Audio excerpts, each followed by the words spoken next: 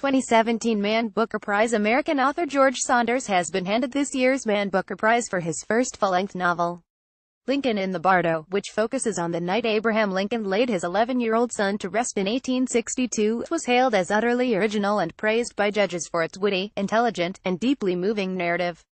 The 58-year-old writer, who had been favored to win, was presented with the prestigious literary award and £50,000 prize during a ceremony attended by the Duchess of Cornwall. Saunders, who admitted he felt kind of numb following the announcement, told the audience at the Guildhall in central London, "Thank you so very much for this great honor, which I hope to live up to with the rest of my work, for the rest of my life." The Man Booker 2017 winner George Saunders receives their trophy from HRH the Duchess of Cornwall and check from Itman Group Chief Executive Luke Ellis. Pic.twitter.com C6KVRWT90S, Man Booker Prize. At Man Booker Prize October 17, 2017, the author becomes the second American to take home the Man Booker Prize in its 49-year history, after Paul Beatty won last year with satirical novel The Sellout. The judging panel deliberated for 5 hours on Tuesday before naming Saunders as the winner, a session which included spells of fierce debate and tears of relief when they reached a decision. Baroness Lola Young, chair of the judges, said the form and style of this utterly original novel reveals a witty, intelligent, and deeply moving narrative.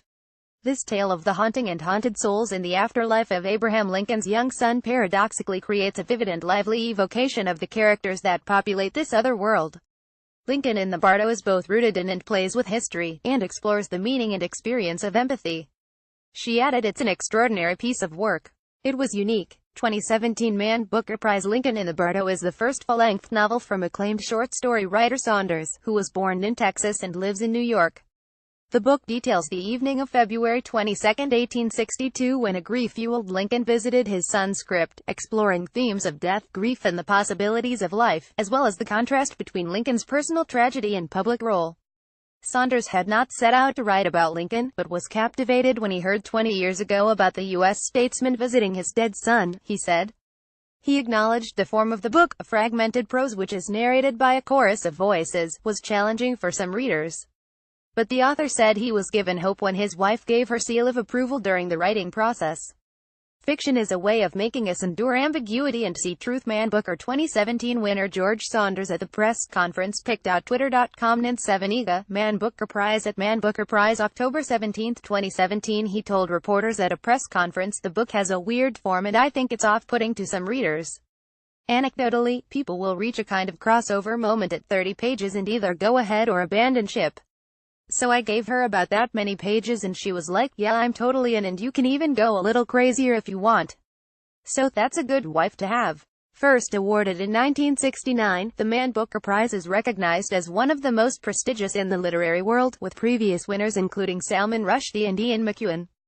It is the fourth year the awards have been open to any writer regardless of nationality, provided the book was written originally in English and was published in the UK. Baroness Young said the panel had been solely concerned with the books, rather than the nationality of the writers. Britain Booker Prize. Reflecting on his win, Saunders said, "I actually am in a little bit of disbelief, and just gratitude, and I don't know, I feel kind of numb." He added, "It sounds a little pathetic, but for an artist I think validation is really helpful. Maybe you shouldn't need it, but I definitely do.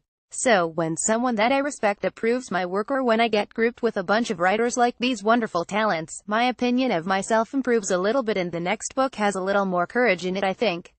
Saunders beat two other U.S. authors named on the shortlist, Paul Auster with 4,321 and Emily Fridland with History of Wolves. British writer Fiona Mosley and her debut novel Elmet, Scottish author Ali Smith and her book Autumn, and British Pakistani writer Mohsin Hamid with Exit West completed the shortlist.